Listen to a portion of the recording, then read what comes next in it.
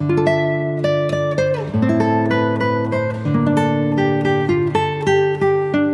Guys, welcome back to my channel. So guys, आज मैं आपके लिए लेके आया all that we loved drama के एपिसोड 2 की एक्सप्लेनेशन। अगर आपने इससे पहले के एपिसोड नहीं देखे तो आप उन्हें हमारे चैनल पे जाके देख सकते हैं, और साथ ही में मैं उन वीडियो के लिंक नीचे डिस्क्रिप्शन में भी दे दूंगा, तो आप उन्हें भी चेकआउट कर सकते हैं। और मैं आपको रैंडम सीन हटाकर मेन स्टोरी के हिसाब से एक्सप्लेन करूंगा।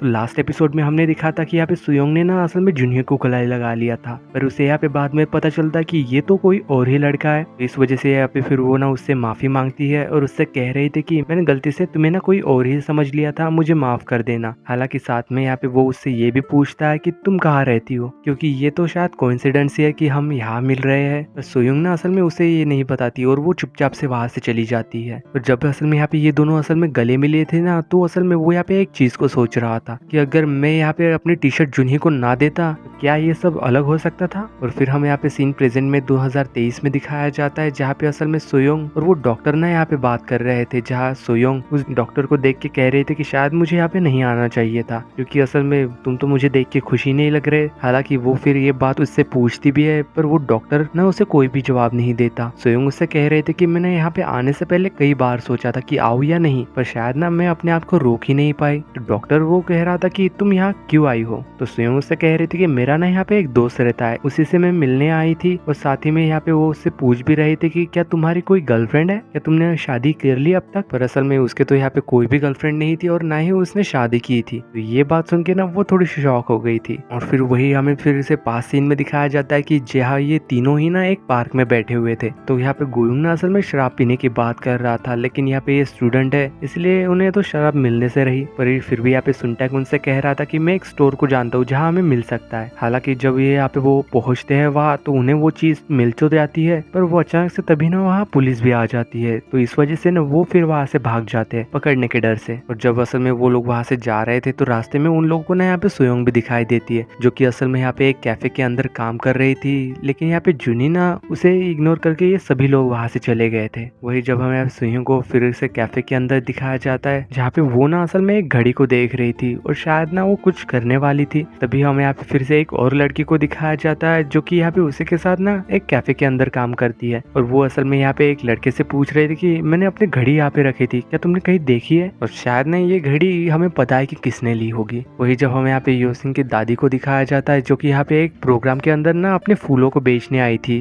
लेकिन तभी यहाँ पे एक सिक्योरिटी गार्ड वहाँ आके उन्हें बता रहा था कि दादी माफ करना, लेकिन इनॉग्रेशन कार्यक्रम तो कैंसिल हो चुका है, इसलिए आपको जाना होगा और आप इन फूलों का क्या करोगी। तो असल में उनकी दादी उसे बता रही थी कि तुम टेंशन मत लो, मैं इन फूलों को ना किसी तरह बेच ही दूंगी। और फिर जब हमें फिर से नेक्स्ट सीन में इन तीनों को दिखाया जाता है, जो कि असल में फिर से ना एक स्टोर के अंदर जाने वाले थे। लेकिन जब हमें दिखाया जाता है कि ये जहाँ जाने वाले थे उसी स्टोर के अंदर से ना सुयोंग बाहर निकलती है। ये तीनों लड़के उसे देख के तो काफी चौंक गए थे। सुयोंग भी यहाँ पे उन लोगों को देखती है, पर वो ना असल में उन लोगों को इग्नोर करके वहां से चली गई थी। तो असल में उस लड़की ने भी ना यहाँ से शराब खरीदी हुई थी, पर हालांकि वो उस शराब को पीती नहीं है, वो आगे जाके ना एक नाली में उसे बहा देती है। और वही जब असल में ये तीनों उस स्टोर के अंदर जाते हैं, तो उन लोगों को ना यहाँ पे असल में शराब नहीं मिलती। और दूसरी ओर हमें यहाँ पे योनसिन को फिर से दिखाया जाता है, जो कि असल में उसकी दादी ना एक रेस्टोरेंट के अंदर फूल को बेचने की कोशिश कर रही थी, पर यहाँ पे कोई भी ना उनमें से इन फूलों को नहीं खरीदता। वही फिर हमें यहाँ पे इन तीनों को फिर से दिखाया जाता है, जो कि असल में घर वापस आ चुके थे। इन्हें किसी तरह से वो शराब की बोतलें तो मिल चुकी थी, और साथ ही में ये लोग उसे पीते हुए ना यहाँ पे गेम भी खेल रहे थे। तो असल में इस गेम में ना इन सभी को इंग्लिश में बात करनी थी, लेकिन जब यहाँ पे ये लोग गेम खेल रहे थे, तभी यहाँ पे असल में गोयुंग ना एक ड्रम स्टिक को उस सॉस के साथ खा लेता है। और शायद उसे ये बात पता नहीं थी कि असल में उस सॉस में ना पीनट्स डले हुए थे। तो यहाँ पे जब गोयुंग ये सब देखता है, तो वो उसे ना असल में इंग्लिश में बता रहा था, लेकिन यहाँ पे इसकी तो इंग्लिश खराब थी, इसलिए उसे समझ ही नहीं आ रहा था कि वो कहना क्या चाह रहा है। और जब असल में उसे ये बात पता चलती है कि ये असल में